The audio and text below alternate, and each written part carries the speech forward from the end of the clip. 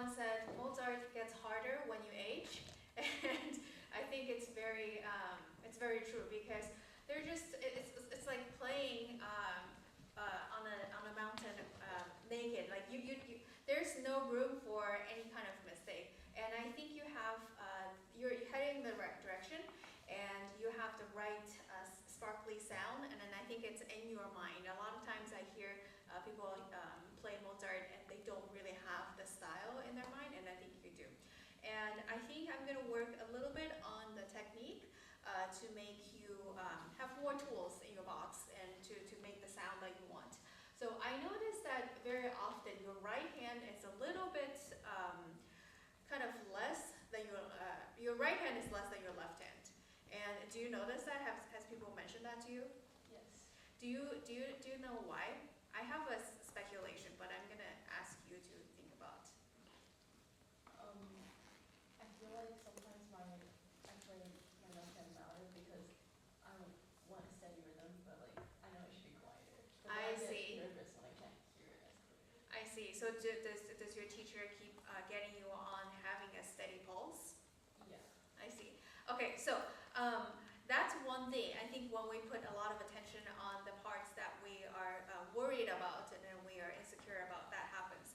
But another thing, just from this technicality view of things, I feel like when you look at the video, you will see your wrist is much lower on right hand than your left hand. Your wrist, sometimes it goes like this. So I always tell my students that think about your wrist. Put your hands on your side. Yes. So relax on your side. So maybe come out a little bit. So don't put it on the. Yeah. So everybody, if you can try with me, just put your arms dangle. Let it dangle on the side, and then you will see that's the most relaxed, and then that's the best position set up for your hand position. And with that, your wrist is always either slightly higher or just on the same level as your hand, as your fingers. So I feel this as kind of a tube with water or energy coming from here and then from here, from all your body. So everything is integrated. So if you isolate this, you will be able to do this much if you're lucky, if you have talent, if you have fast velocity in your fingers. But you can't make a lot of changes in your sound, a lot of different color palettes in your sound. Okay, so with that being said, let's try a little bit and watch your wrist. And then when you want to grow, you see I'm using my wrist to increase the key speed a little bit more. Okay, let's try from the beginning. Okay, stand up for a second. So your left hand will have a different instrumentation, right? Left hand will just. The left hand, I'm imagining that my finger is an extension of the keys. So piano is the most inconvenient instrument. I feel like string, your instrument, a voice, your instrument is here, inside of you. And then string, you're playing directly on string. And then woodwinds, you're directly blowing to your instrument. But piano, you're playing on something that plays on something. So it's another step. So and you have to imagine that you are the hammer itself, and then it's hitting the string. And then just play kind of muted sound.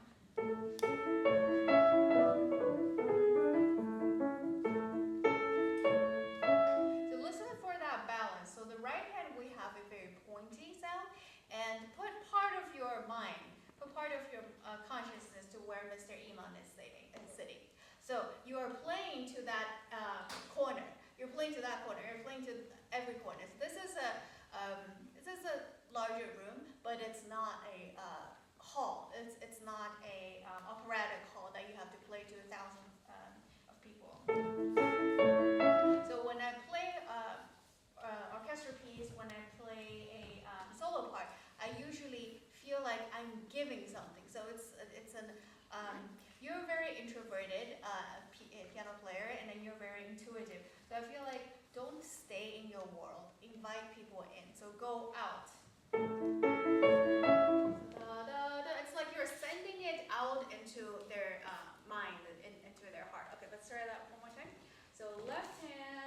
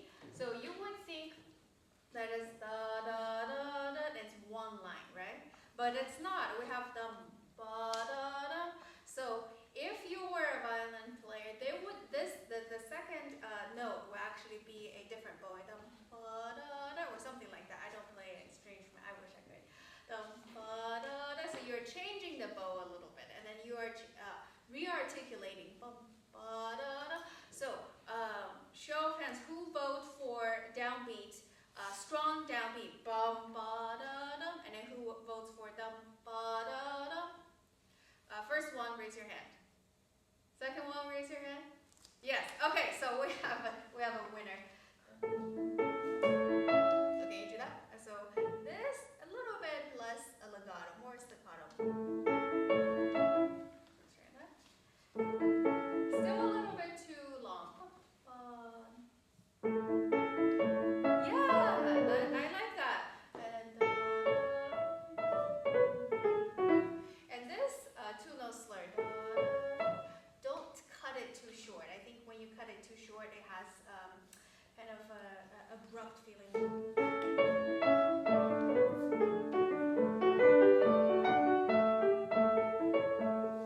Long phrase. So we have details within the phrase, but keep the long phrase going. One of my life motto is small musician, small phrase. Long, big musician, big phrase. So you are on the way to becoming a big musician, and then so you have to have this long trajectory. Let's try that one more time.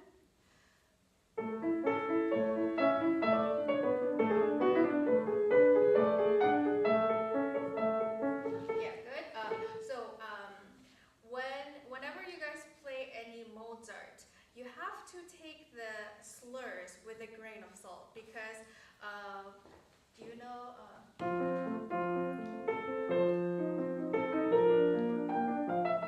Do you know this piece?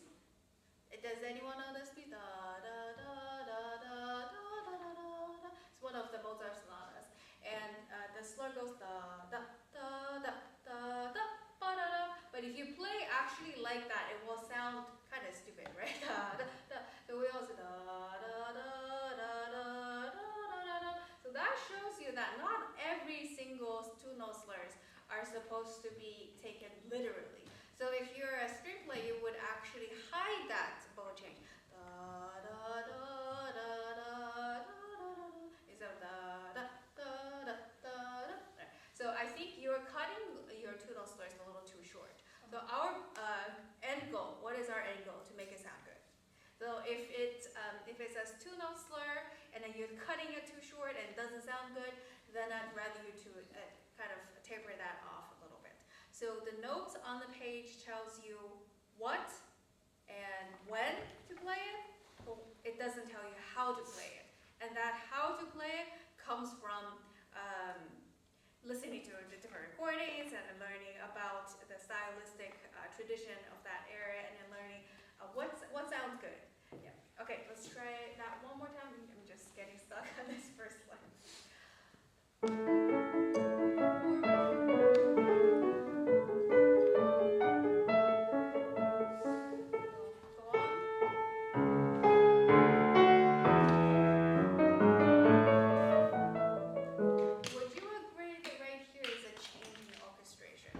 So we have very obvious string or high flute, and then ba ba da da.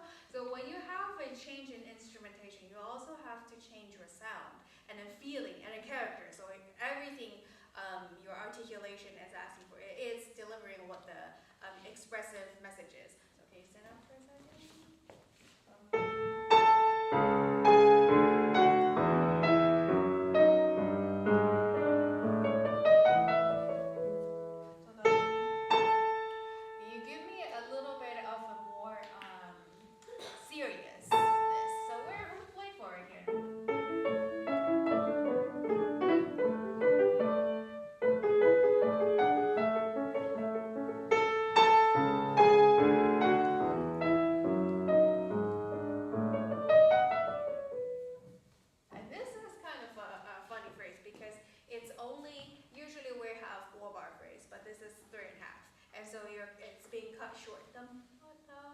Because it's being taken over from the orchestra, right? So let's do maybe from 2 measures from here and then change. So your job is to work the jobs of the entire orchestra. So that's why piano is an orchestral instrument, because you can actually yourself can change from string section to woodwind section right away. And that change will happen first in your mind, what kind of sound. And you decide what the sound is, and then your finger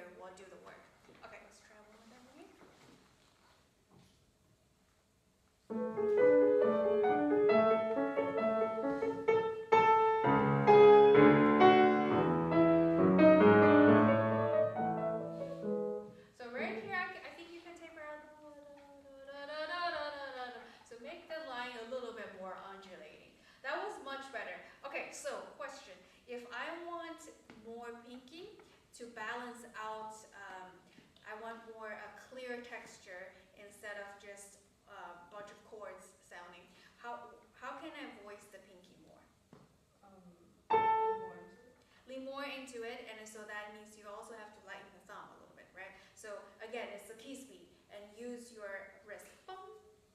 Yeah, let's try that.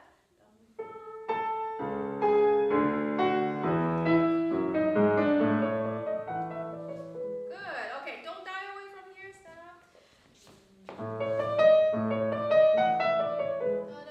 A little bit more. So I noticed that whenever I play a concerto with an orchestra versus when I'm playing a concerto with a single person, I actually have to bring everything up a level. If you're playing mezzo piano right here, you actually have to play more like a mezzo forte because you're a solo person, and then you're soloistic. You're a soloist. So it sounds a little bit too much like a salon concert that you're just playing for your friends and after dinner. So this is, you are imagining you're sitting on Carnegie Hall and then you're delivering to the last row. So do a little bit more and you're gonna give yourself out. Okay, let's try going out from here.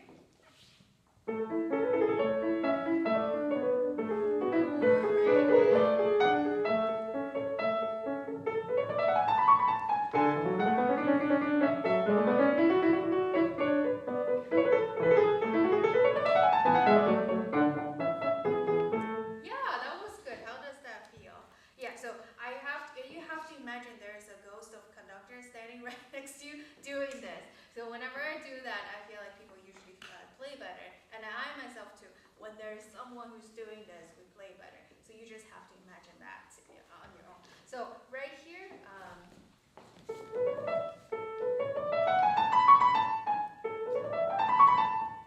so whenever you play these kind of, this is called passage work in Mozart, you have to, it's a little bit counterintuitive. We think we have to play legato, but it's actually non-legato.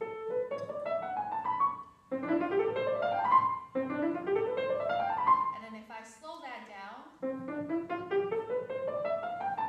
I'm playing all detached. So it's my releasing of the key that's fast. So that gives that pearly sound. So I think it's like, you can use this as an allegory that it's like pearl necklace. Drop, drop, drop, drop, drop, drop, and then when it's straight together, it becomes a line. So that's the Mozartian sound. And then you also have to shape it, and the left hand becomes hard, right? Let me see your left hand. And then same thing.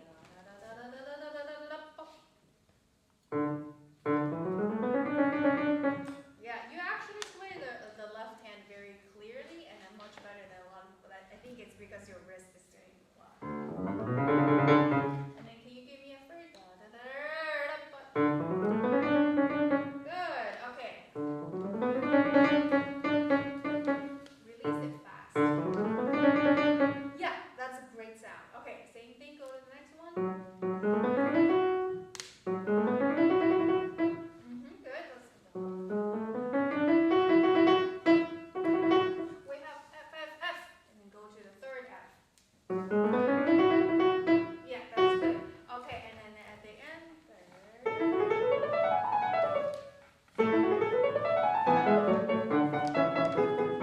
very good. So we have a dilemma as pianists. Which of the fingers are the weakest for you guys?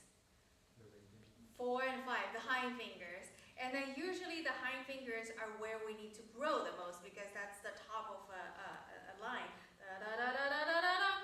And we have our hind finger, the weakest, that needs to play the loudest, right? So you feel like, right now, I really want to grow into that 4 and 5, but I can't. So what can you do right now? Play softer. That's one thing. Yeah, that's very smart. Play it softer. So start softer. And then how do you get that sparkly and brilliant sound on top? Exactly. So key speed. Again, I'm going to talk a lot about key speed. So it's just very simple scientific principle that the hammer hits the string fast enough, and then it's very loud. And then when you want a soft sound, you play it slower key speed. So same thing, but it's hard to give this fast key speed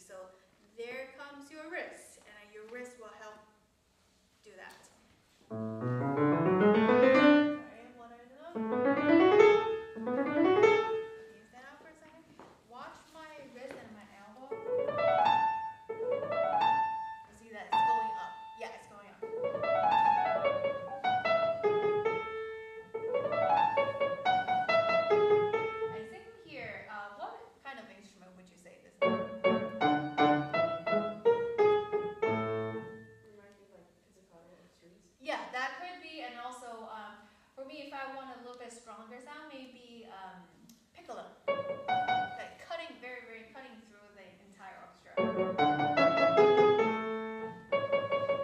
So let's try that. Almost like a gunshot. Watch out your shoulder, don't get tense. Good, okay. And then one thing, play from the key. Let's do that slowly. Great, that's a great sound. And I would actually not use one, maybe use three here. If you want to use one, do it at an angle so that you don't fall down. Up. Let's try it again. I think I used 3. Okay. Yeah. Yeah. And then if you're using 5 on the topmost note, which is the loudest note. So let's do maybe 3 and 4. Yeah, and then do it at an angle. Play from the key. If you don't play from the key, you'll fall. Yes. And then go on.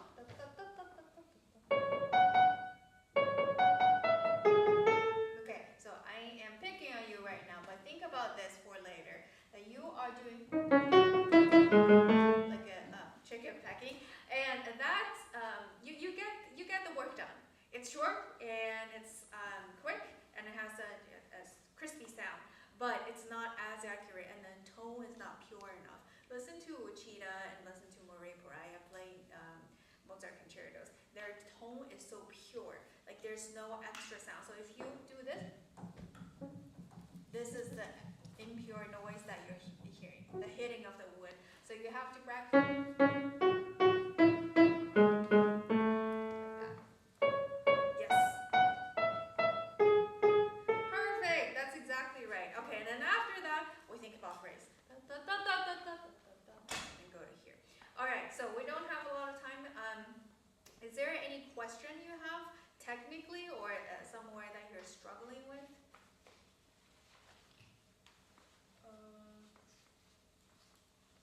I think like, well, sometimes like but this one feels a little bit slow sometimes. Yeah. Okay, so I think you were probably thinking, so can you give us a little context of what you're doing? Yeah, so I also thought it was a little slow. I think your left hand is a little bit too serious. Again, think about staccato instead of finger staccato. And then let your hand do this. So I love doing that because, so here is the little nerdy side of me. I like how things work and understanding the scientific things. So if anyone do this with me, and even if you don't play piano, do this with me. You can do it super fast, right? So you can do this super, super fast. But a lot of times we rely on just this. And this is not as fast. This is not as fast. And this is the slowest. This is the slowest. So we actually, as a good piano player, we actually have to have a combination of all 3 of those. But this is the fastest. So right here, I would use that. And same thing when you play trills. It's that thing. So if I use my rotation and I keep playing the trills, if I play 20 minutes, 30 minutes, I'm not going to get tired. Yeah, so right here, so it's that.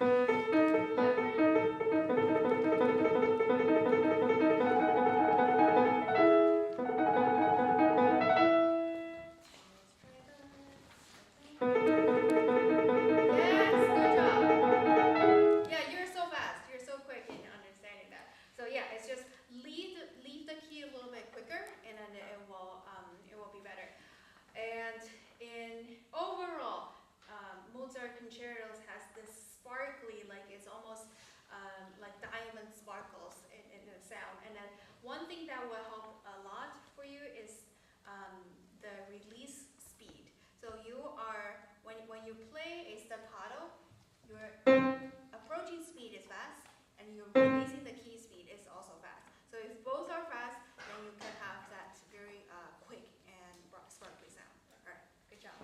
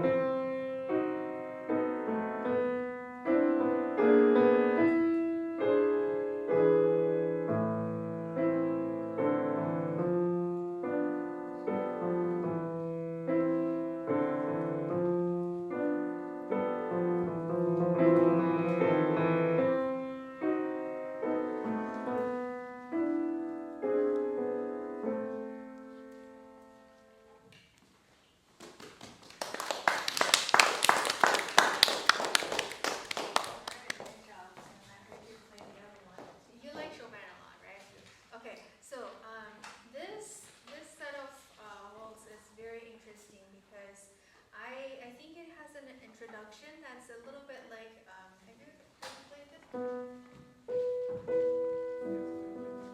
It's like that, right? It's hard to pin down what exactly the harmony is doing in the beginning. Like it's meandering and it doesn't know where to go. So would you say the first 4 bars is an introduction? Or do you think it has melody? I think it doesn't have a melody. Yeah, it doesn't have a melody. So then that could qualify as an introduction. Like once upon a time, it doesn't contribute to the storyline yet. Yeah. So.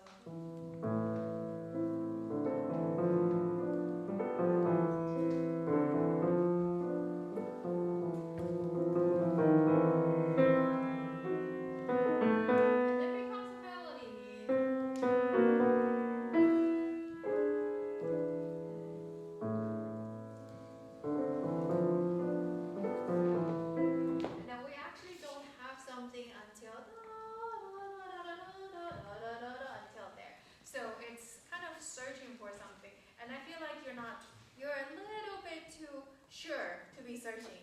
So can you try that? And then, did you notice that Chopin didn't write any pedaling in the first 4 bars? Do you know what it means when he doesn't write pedaling? Or does it mean like it's more interpretive? Exactly.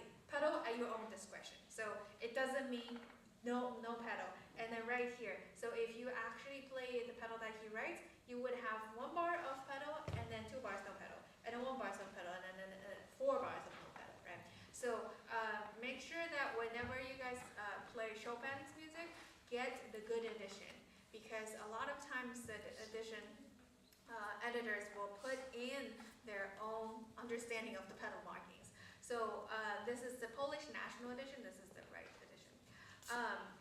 And mostly it's free on IMF, I think. So when you don't see a pedal marking in Chopin especially, it means it's too subtle to notate. Because people who saw Chopin play always said his feet were vibrating on the piano, on the pedal. And imagine his piano was much less resonating than us, much full sound than us. And even with the pedal with the piano like that, he was vibrating. How much more should we do? Right? So right here it should be like have a kind of a blurred effect and almost a little bit like I imagine this is played at a salon. They usually play those pieces at salons and like the late night Paris scene, and someone is a little bit drunk and then the piano player is a little bit drunk and everybody's already like 3 a.m. but they're already falling asleep a little bit. So have that in your mind a little bit. You're a half-drunk artist. Let's try that. A little bit too. Yeah, like I am waking up now. Gentle.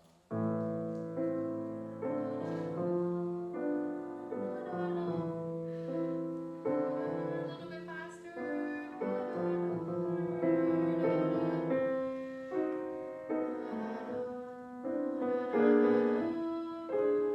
Yeah, this is the pinnacle of Chopin's rubato right here, because it's lento, it's slow, but if we do lento, actually, dum, bum, ba, da, da, it sounds like a funeral procession. But it's not, it's a waltz, and how is this a waltz? It's just a kind of a circling back and forth, da, da, da, da. So it wants to go to that bum, ba, da, dum, bum, ba, da, da, that feeling, but it's just a drunken version of that. So feel like you're leading into the downbeat and then pushing yourself a little bit faster into the downbeat. Okay, let's try that again. Take time.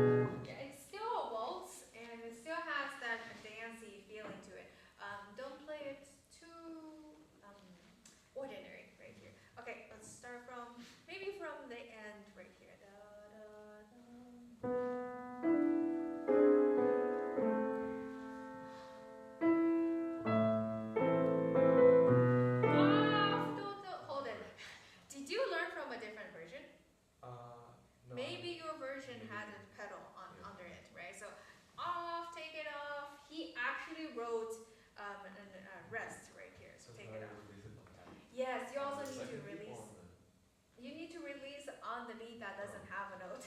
okay.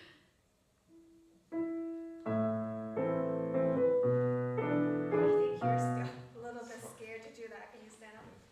Okay, so I'm going to do very slowly so you can watch how.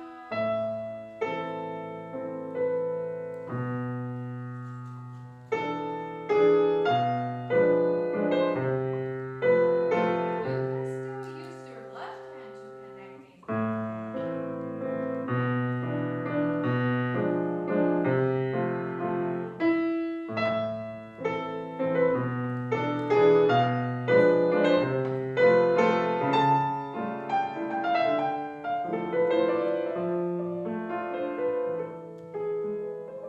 Okay, let's try that.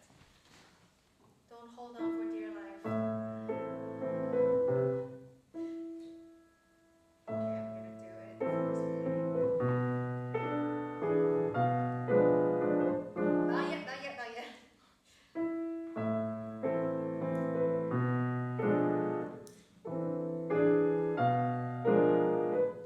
Sorry.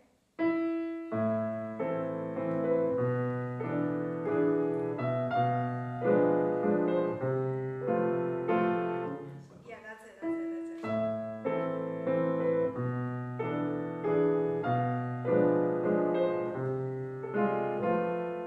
Okay, so that is for the purpose of that, For that rest. yeah, for that rest. And right now it sounds like I'm forcing you to do it. Right now it sounds like I'm forcing you to do it, but don't do it for that purpose. It's for the purpose of expression right here. Da da da da da da da da da da. It's like you want to say something to someone, maybe do you have a girlfriend? Okay, so maybe have you ever had a girlfriend? Have you ever had someone you have a crush on? Okay, so it's like you're wanting to say something to that crush of yours, but you held your tongue back like that. So it's very it's a beautiful moment, and don't trivialize that. Don't make it sound too ordinary. Da da da da da da da da da da is finally da da da da da da. When it's finally given to you, then it's more satisfying, right? So let's do one last time, and then I'm gonna conduct you right here. And so when I do this, means something out, and then when I do this, means go lower, softer. Okay.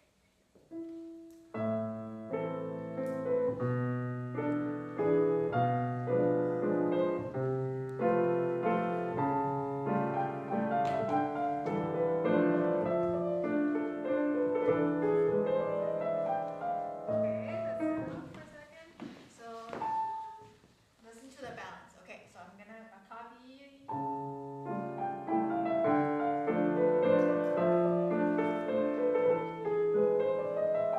Versus.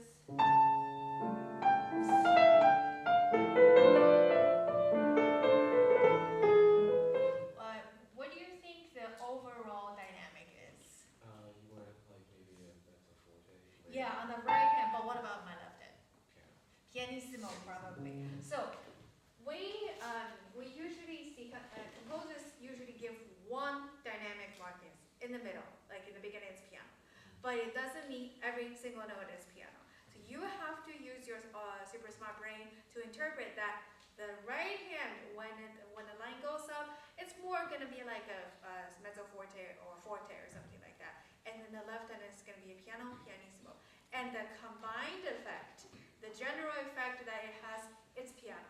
So think about layering of sound, because when you sing in choir or when you play in an orchestra, there is a hierarchy. So if everybody plays soft at the same time, some instrument is going to sound louder. A tuba is probably going to sound louder than the piccolo playing soft, right? So you have to use your own judgment to hear that. So right here, again, point to the end of the row. Right there. Not the left hand though, right hand only. Yes, I play the left hand, but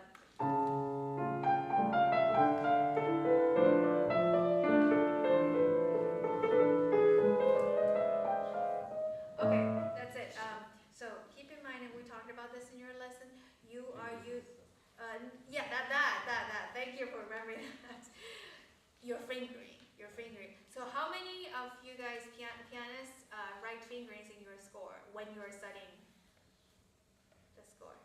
Okay, I do. Okay, good. So if you raise your hand, good job. And if you didn't raise your hand, maybe time to invest in a pencil or invest in a stylus on your iPad.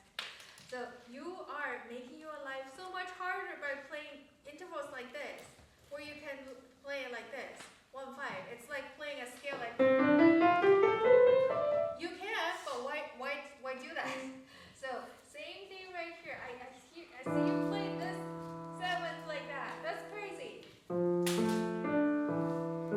So those of you who are my close friend, when you see him play intervals like this, say you're crazy. Don't do that. Use 1-5 like a normal person.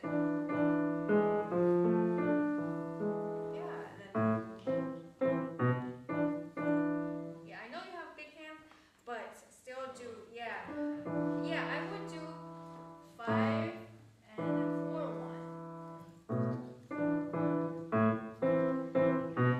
There's no right answer. Just how you would play a chord. But you don't have to change it right now. But just keep in mind.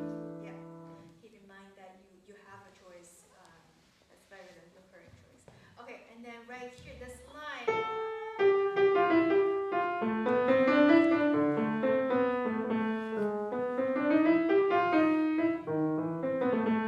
That's such a beautiful line. Like nobody can write that except Chopin.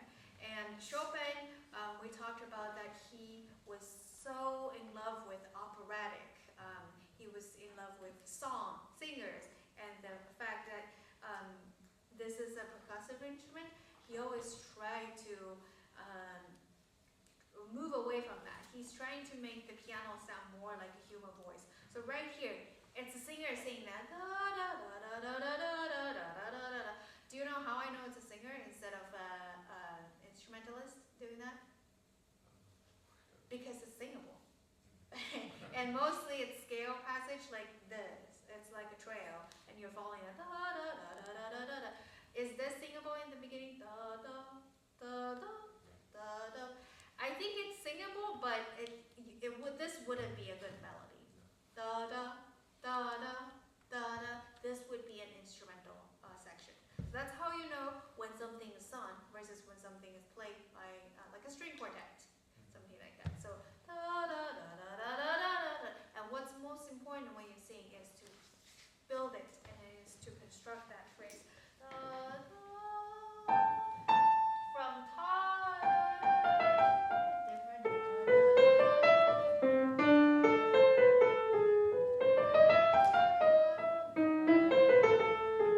You try just that line and then mark the phrase, mark the entrance where you have a big jump. Because when I sing da, da, I need to take time. But on piano, I don't need to take time. So when you want to sound more like singer, you have to use the timing of a singer. Does that make sense? Okay, let's do that. Just right here.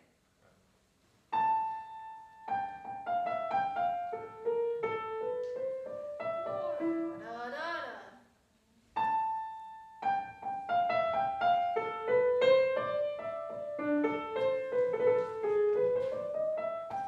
Yeah, same here. Use finger terrible right here. Okay. All right. So, how do you know when to crescendo, when to not crescendo? When it's ascending. Versus when it's descending. So it's super simple. When you go up, get louder. When you're down, get softer. And you know what you did? Da da da. When you reach the top, you fell down. Yeah, so just follow that. Very, very simple. Da! Let's do that together. Ready, go.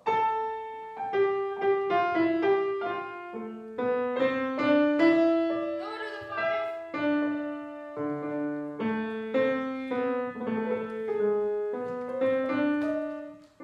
Why 3-2?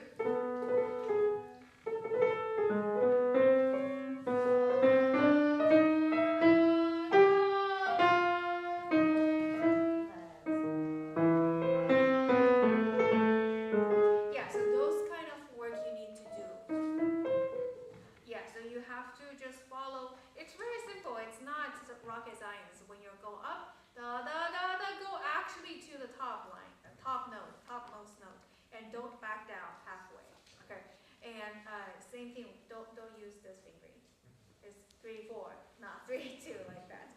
Okay, so we are short on time, and let's do a little bit this section. What key are we in this piece? We're in A minor, but then A minor, yes. Where do we go into A major? Can you play it?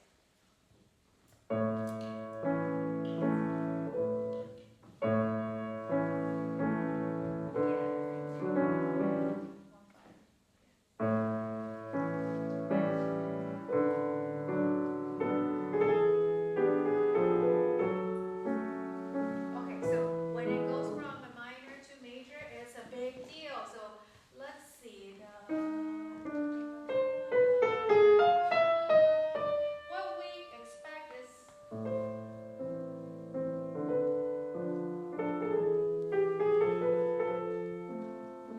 we don't get that.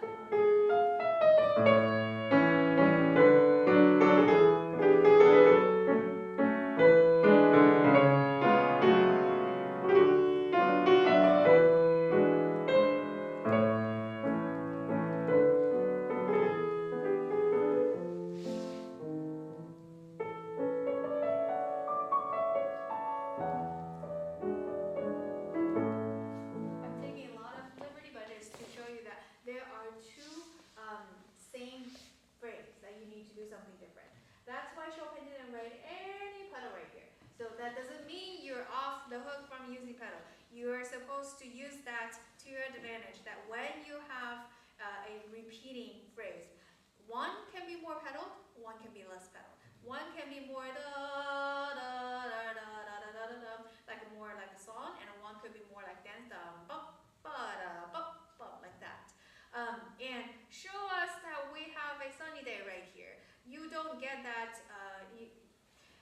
You don't. People outside of California, Southern California, lives in a different world, and we don't have 24/7 and 365 days of sunshine. So when you get a sunshine day, it's a big deal, and especially if you live in somewhere like London or Seattle. So feel that in your bones that this is a major section, and it's very significant.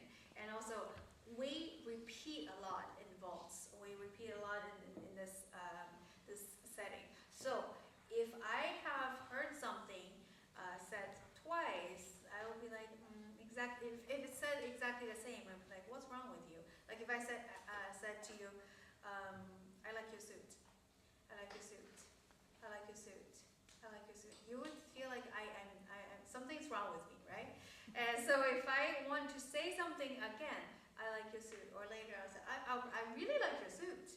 I would say it differently. Same thing with when you are dealing with repetitive sections in a format like this.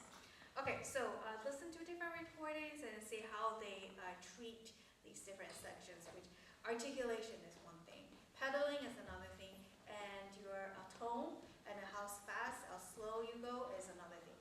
All right, great job.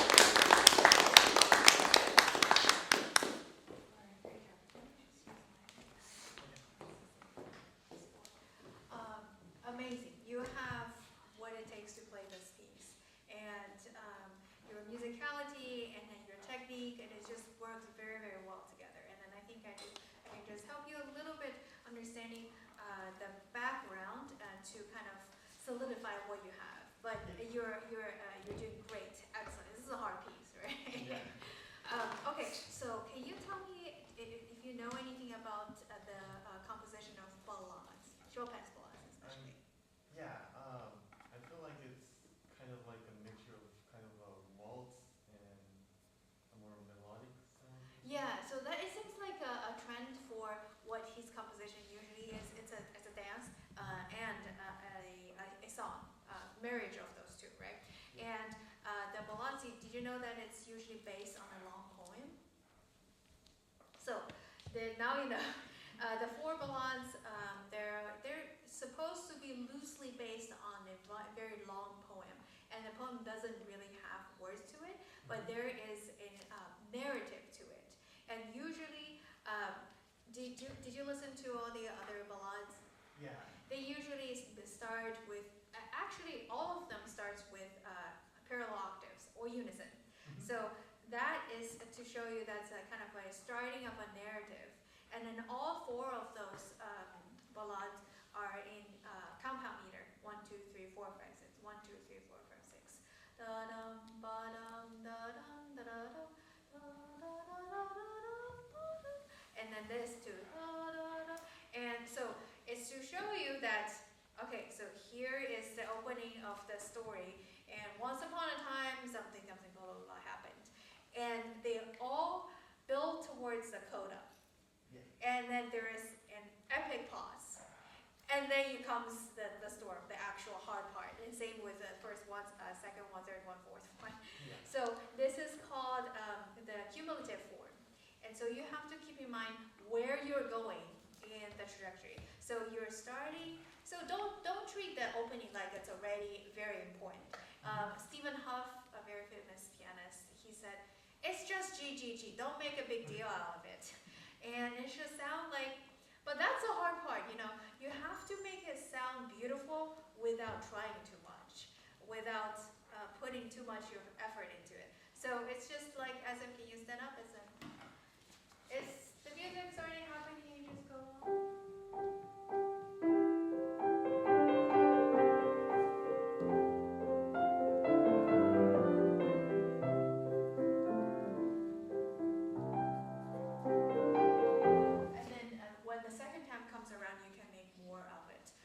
That's the hard part. Like you just, and it started coming. And anyway, so have that in mind where you're going to hear, and then you start. So this is the two words that comes to mind when I think of the Chopin ballades. One is reckoning. So there is a moment of reckoning, and there is defiant. So in the midst of it, you're defiant against something, and then there's a point of reckoning. Yeah. So that's the point of reckoning. So you're doing a great job with the coda. Let's go back to the beginning a little bit. And, okay, so there is one very puzzling marking. Right hand we have a crescendo, and then left hand we have a decrescendo right here, right? Do you find that hard to do? Yeah. Okay, let's see. Let's see that. If you can hear it.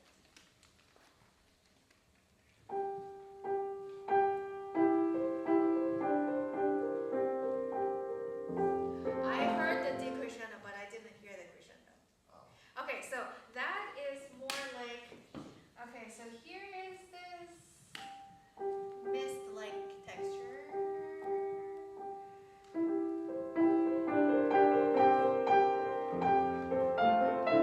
So the right hand actually becomes a melody. Left hand cease to be a melody.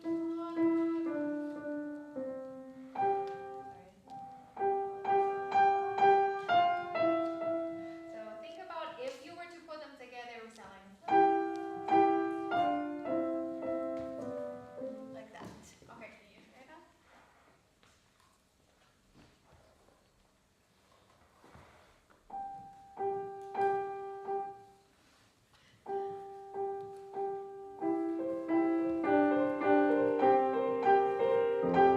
That's better. Okay, very good. And I feel like you have a very good sense of line and then legato, but your body is doing something different. Your so if I play like this, and if I want a legato, if I play like this.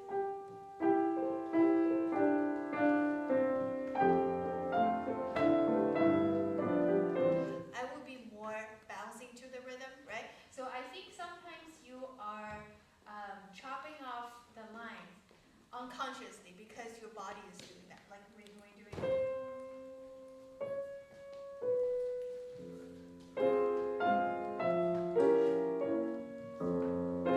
I'm over exaggerating. So think of a long line. Don't move too much.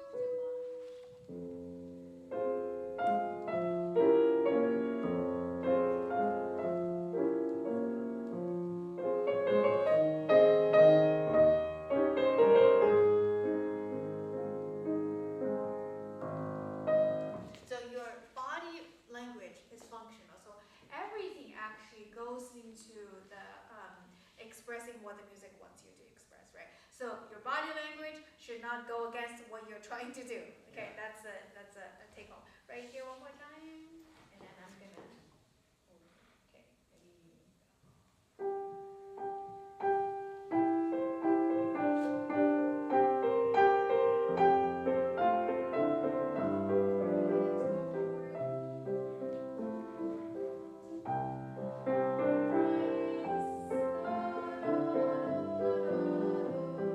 Yeah, so I have something against you right here. Da, da, da, da, da, da, da, da.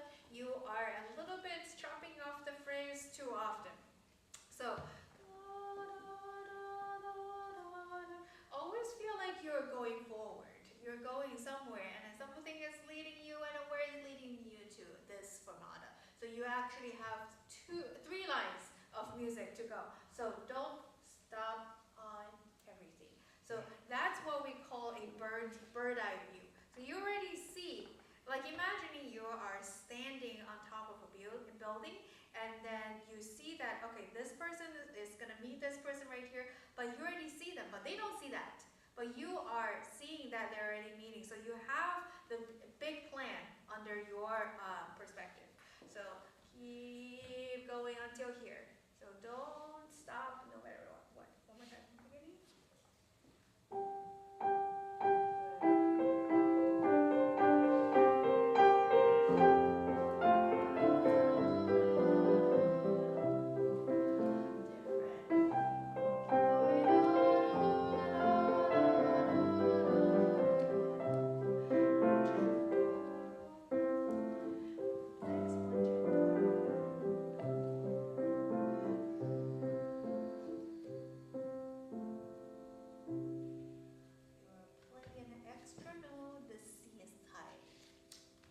Play that note. Okay, good. Right here, it's like a afterthought.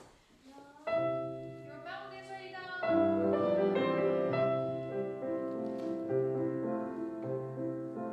So don't make a big deal out of this. We already heard this a bunch of times. This is textural. You can actually see that. And this is under this sound. Under the umbrella of this E. Do you remember what I said about the pedaling? Right here. There's no pedal right here, right? Yeah. No pedaling right here. So pedal at your own discretion. And listen, there's still no pedal. So what I can do is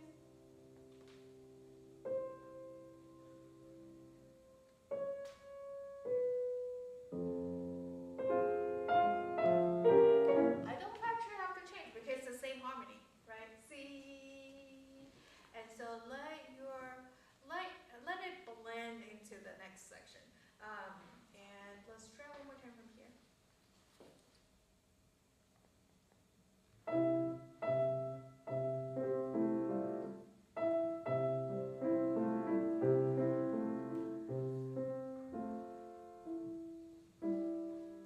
Okay, a little too dry. Your pedal on it.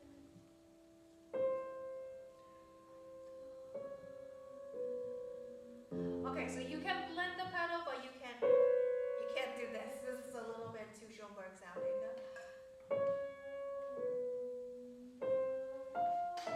This actually becomes so important later. Do you know that these notes are the chords, those crazy chords? Oh. It's exactly those crazy chords. C, D flat, B. We have other extra chords, but we have C, D flat, and G flat is a Neapolitan, which we will see later. But yeah, go analyze these chords, and it will make sense to you. Because when I first started playing these chords, da da da da da da da, like what is that? and it's actually the beginning.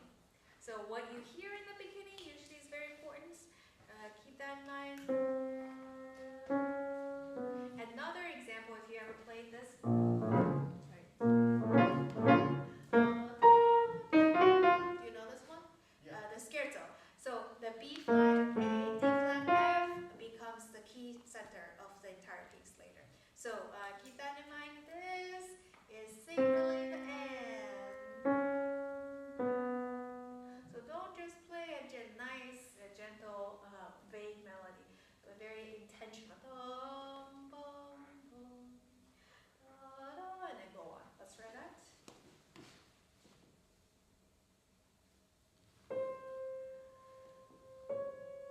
Don't blur that.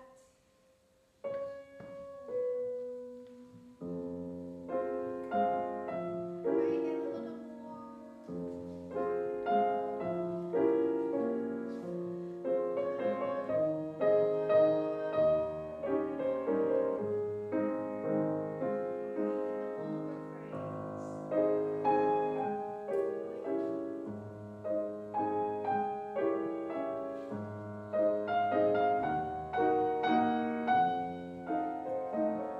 Very good. Okay, right here. This is the perfect example of why you need to go.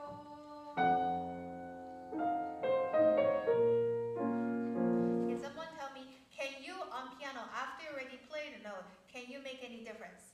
No. No, that's no matter what you do, no matter if you are a wizard or a witch, nothing can happen. But something you can do is you can imagine.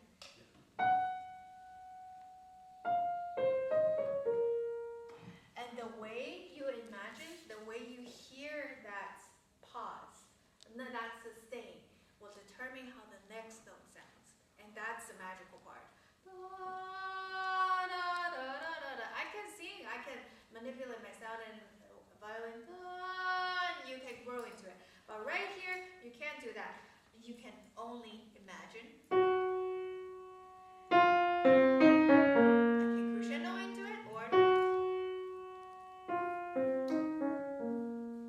then, so it's all about matching. And then don't forget to think about that long note, the sustain of that note, and then matching the decay of that sound. Okay, let's try from right here, and then keep going to that long phrase.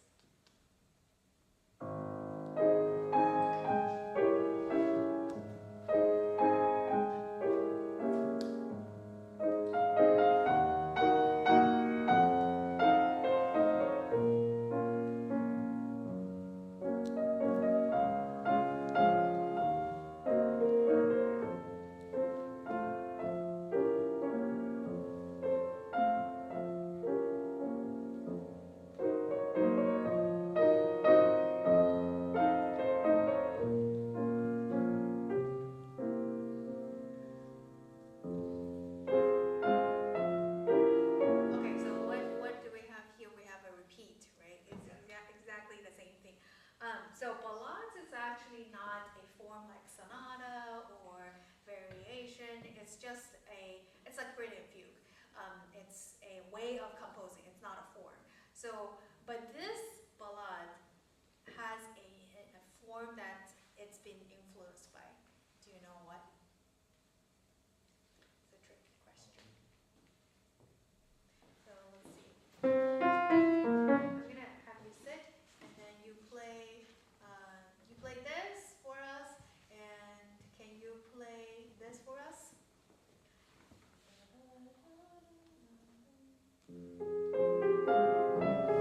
Alright, good. Okay, now can you play right here?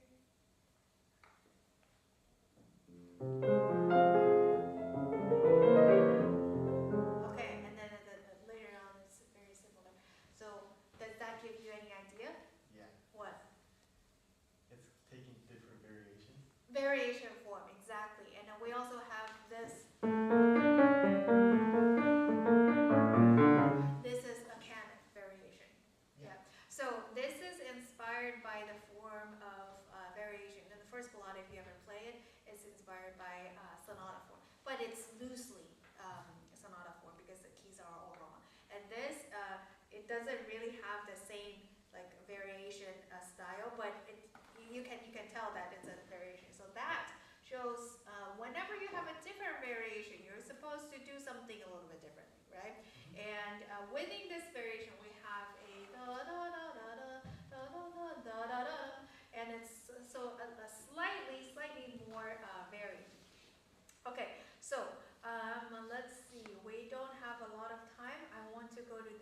middle section, where it's the hardest actually. It doesn't look hard, but it's the hardest. Can you tell me why? I mean, I have my own answer. I would say the rhythm. Okay, can you play us so we can hear?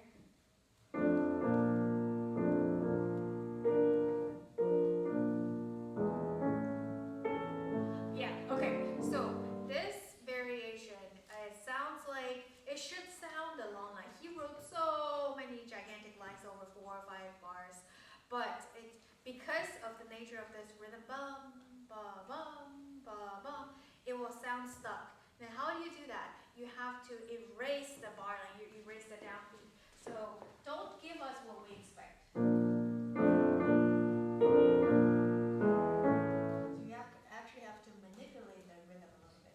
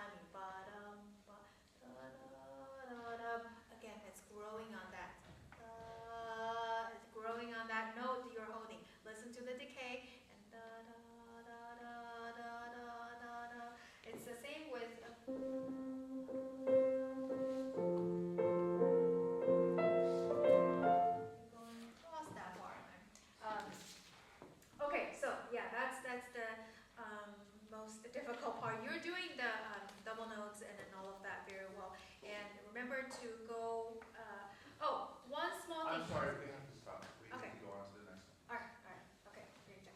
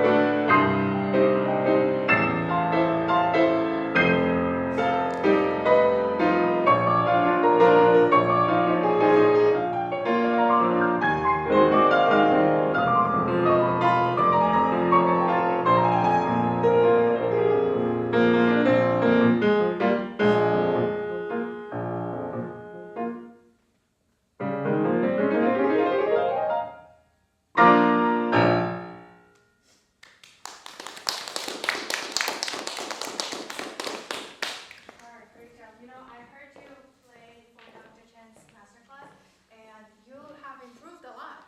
And that's very impressive under such short time period. And great job. I think there's so much more flexibility and also freedom in your playing now. So this reminds me in the beginning, it reminds me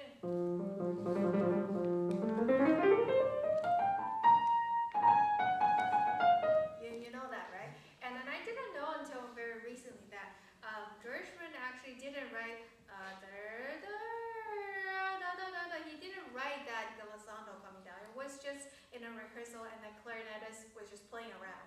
And then he liked it so much, and then he adopted. And so it shows how much Gershwin values this kind of spontaneity in music.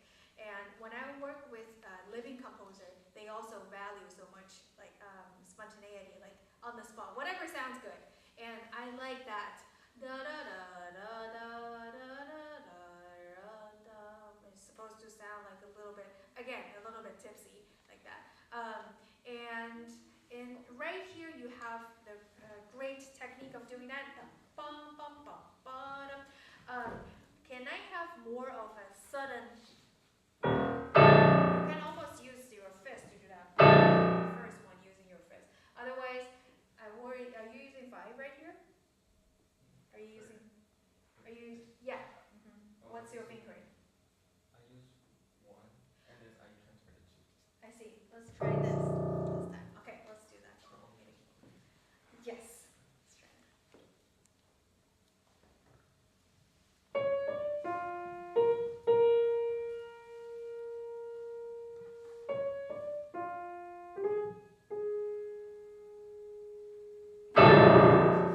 Okay, so you have to watch out. This is a very controlled wrist movement. So watch out you don't hit it here. You know how I know that? Because I have done that and then it hurts very badly. And there's a usually used by Debussy. The last note is right here. So I do that, and one time I hit it right here.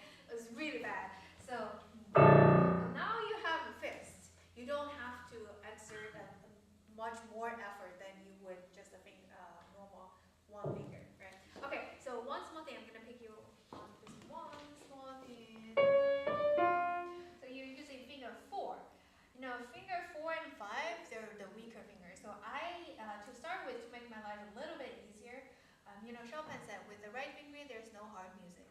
And I think that's a little bit of an over-exaggeration, but that has some truth to it. So use your finger 3.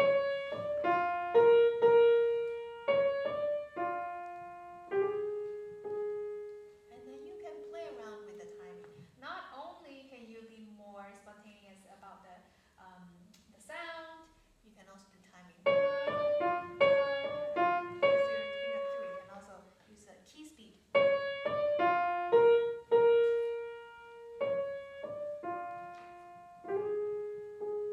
re-articulate this in there.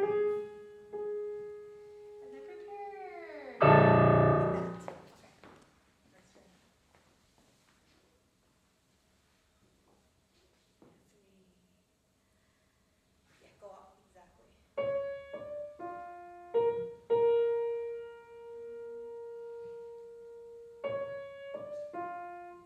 A little bit more kind of mysterious.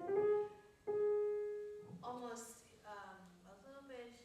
The word that comes to mind is flirtatious. It's a little bit coy. So not directly in your face, but a little bit subdued. Let's try that one more time.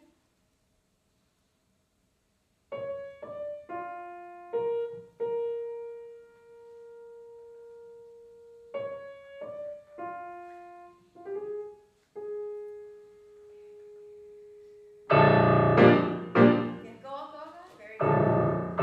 Actually, you can do the rest of with, let's see, 1, 2, 3, 4. Maybe the first 3 with your fist, and then as the melody comes in, you actually have to back down. So that's, have you ever played with a singer or any other instrumentalist?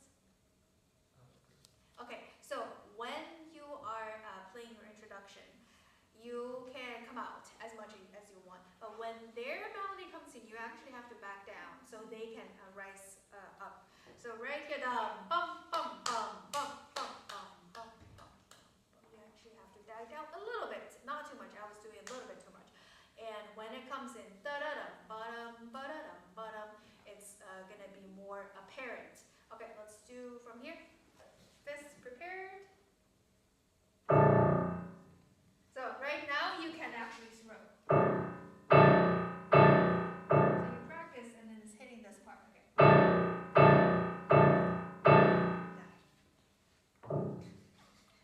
That.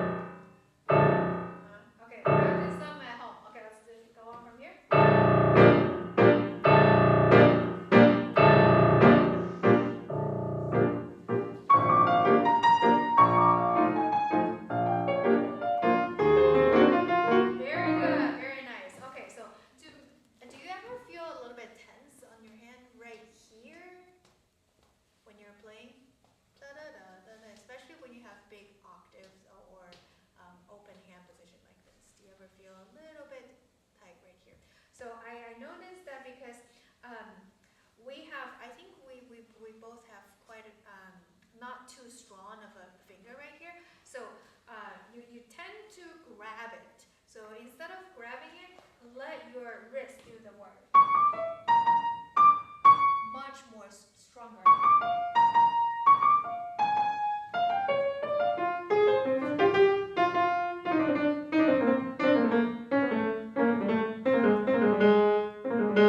When you want an accent, use your wrist. So someone said with the right movement, you can kill a person with your fourth finger. So my fourth finger is my weakest, but if I use the right movement, it's very strong. So, like that. Okay, did that hurt a little bit? Okay, let's see, one more time from here, and then when you go, remember what I said about the wrist, giving you more speed, right here.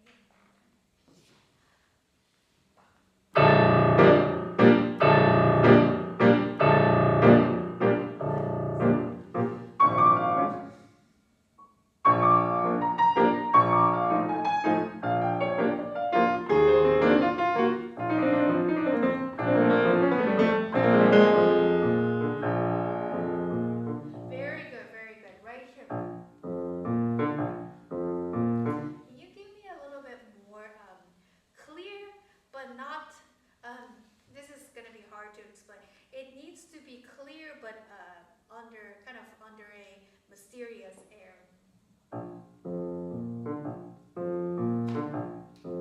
So it's soft, but not without intention.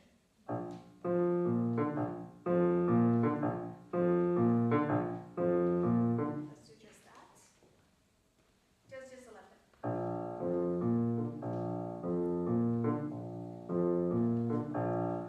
Maybe a little bit shorter. Because in the beginning we're doing, you're not doing, right? So this is like what Dr. Chen said, it was a big band, and there is sections of in that big band that's just doing the rhythmic support. So it's right here, bum, ba, da. Every time it's a say, da, da, the Charleston rhythm, bum, ba, da, da, ba, ba, ba. And then the first beat is marked by a short, like that. Ba, ba, da. A little bit shorter, but no pedal right here. Still sounds a little bit too indecisive. Ba, ba, ba, ba, ba, ba.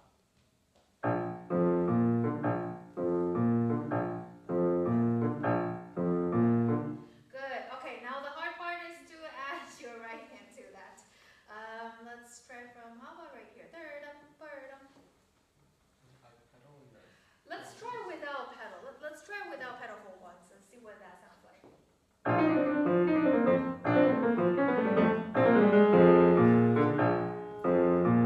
Okay, so obviously this is a little too dry, right? But right here, I think third, you can pedal, but right here, when it's rhythmic, no pedal. Okay, one more time. Third, tap on the pedal.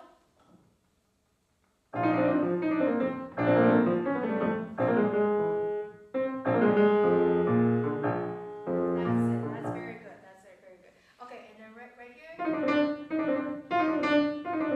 you go to the last of them. You know, this is American music, and if I think of what is American music, Gershwin.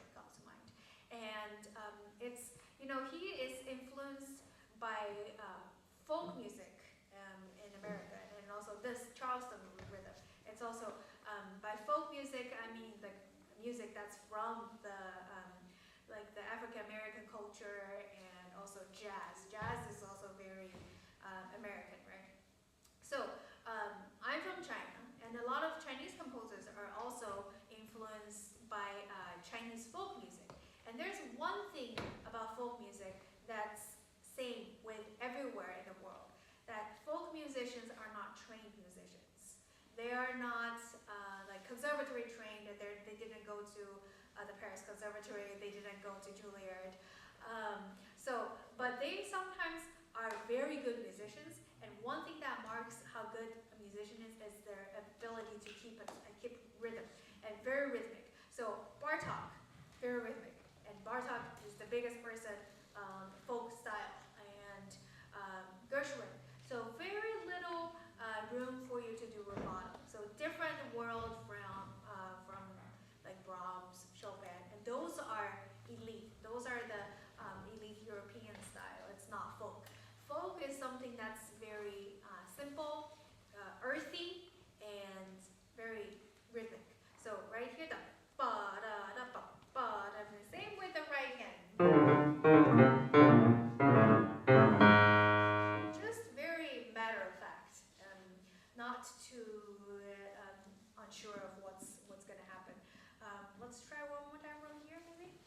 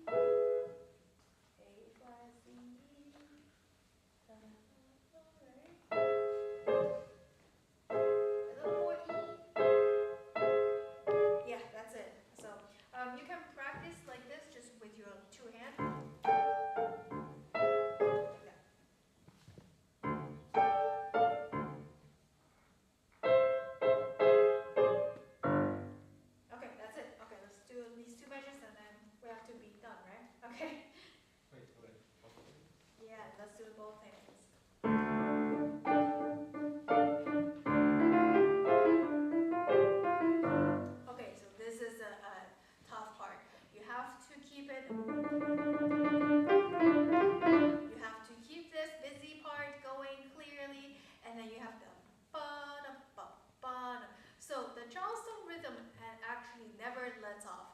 It's consistent. That is a marking of that this is a big band. When you see jazz band, someone is always playing kind of a ostinato, and it's always there. So the other parts can improvise. You know, jazz a lot of time is improvised on stage, right? So they have their chord progression. But someone has to keep it grounded and then keep the chord progression exactly the way it is for other people to be able to have the freedom to improvise. If everybody was improvising, then it's going to be a mess, right? Okay, so keep that in mind, and then listen to Gershwin's orchestral music, and then listen to his songs, and then you will get the style. His style is very different than our normal classical style, so I think it's a different